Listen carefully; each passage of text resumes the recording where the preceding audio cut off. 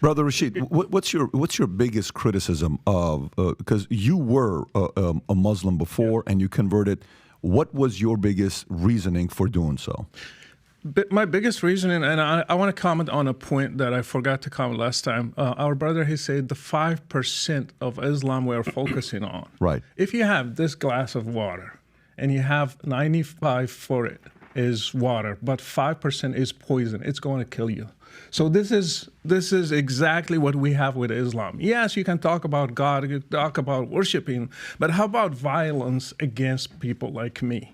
How about violence against Christians and Jews? You are ordered to wage war against them. That's what happened to my ancestors in Morocco. Berbers, they were Christians. They were executed. They were enslaved. That's what happened to people in Egypt, in Iraq, in Syria, and even in Europe. How about that? How about people who, for example, against women, Islam against women? And we should note that they endorsed the death penalty for apostasy right here. Yeah. Let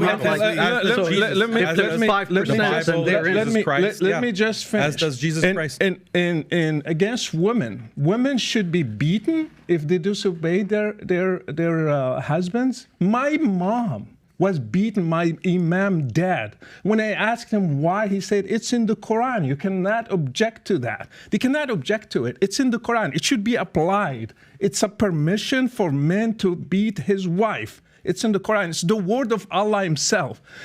Again, when I studied the life of Muhammad, in 10 years, he waged 83 wars in 10 years, 27 wars and 56 raids. In 10 years. And you are going to teach me that Islam is peaceful? No, it's not peaceful. Are you going to give a Nobel Prize for somebody who waged 83 wars? No, you will not. And another thing, Muhammad is not a role model.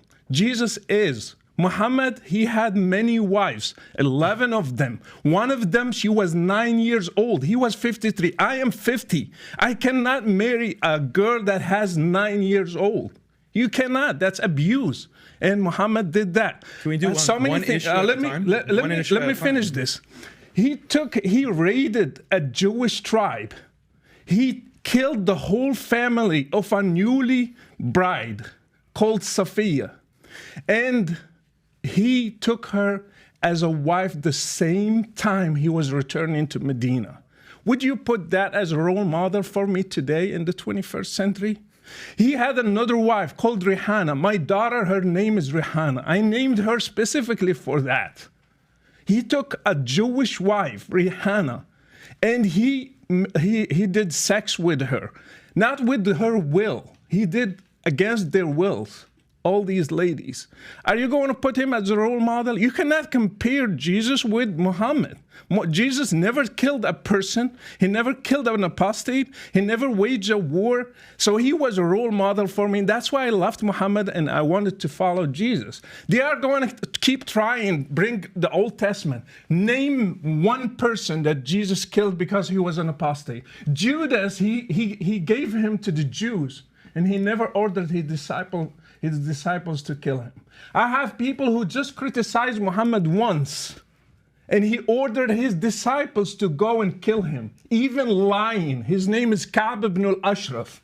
He's a Jewish guy. They killed him. They lied to him. They took him and they killed him. He even encouraged a guy who was blind. He killed his wife. He had 2 kids, and he killed her. He came to the prayer and he said, Muhammad praised the guy for killing his own wife just because she criticized Muhammad. So these are the rules that they want to apply today. If we criticize Muhammad, we should be killed. Like what happened with Charlie Hebdo. Do you think those people, they just killed the people who drew the caricature for Muhammad just because like that? No, because it's written in Islam that they should kill people who criticize Muhammad. So Islam is a big problem. Even the 5% can kill whole humanity. Can I have a response? Sure, please go for it, Jake. And I want to comment on what he said and also Robert's remark about us endorsing the punishment for apostasy.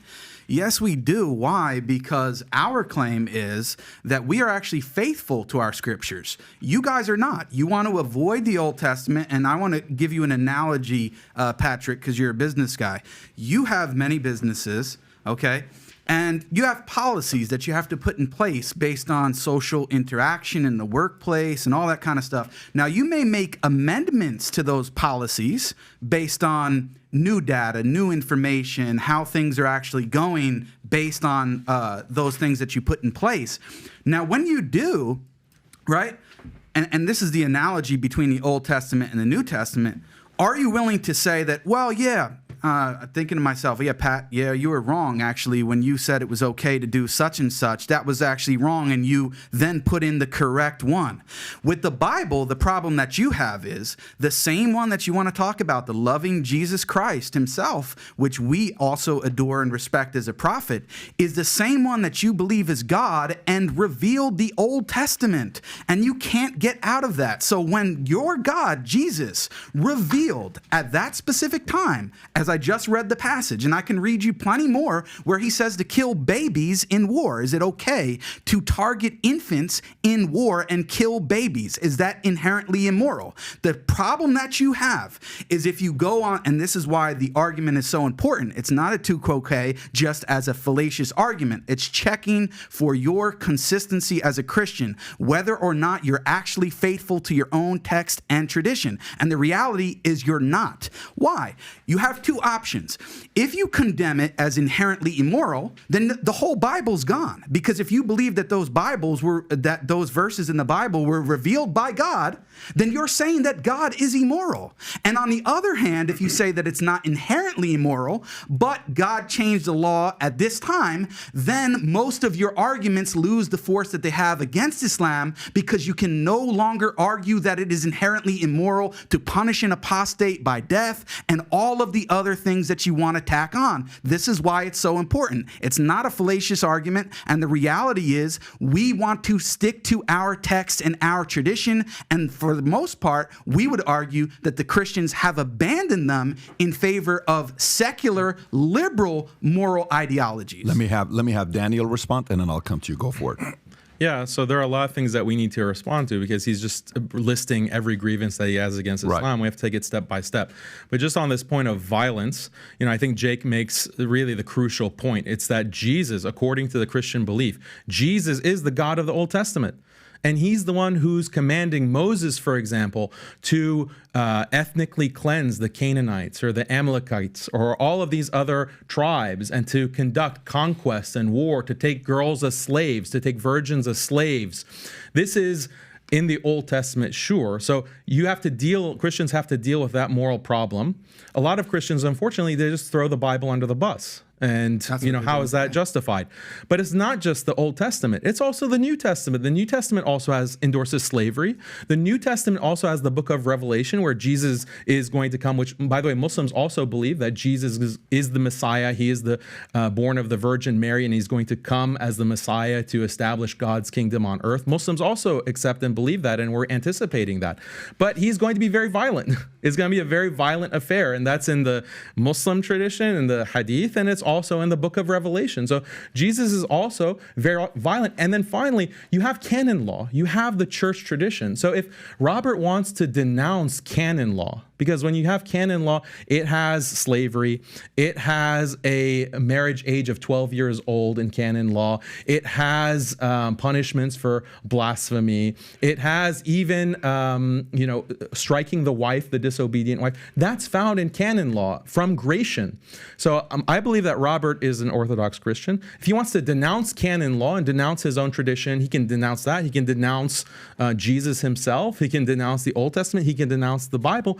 The New Testament, that's fine. That's fine. He says that, our religion adapts, our religion changes. But that's actually the problem, Patrick. When we're talking about wokeism, when we're talking about if you can say that, that's the Old Testament is for those times, it's not applicable now, right? That's the argument. The violence, the killing of blasphemers. That's for old times. We've changed, but Muslims are not willing to change.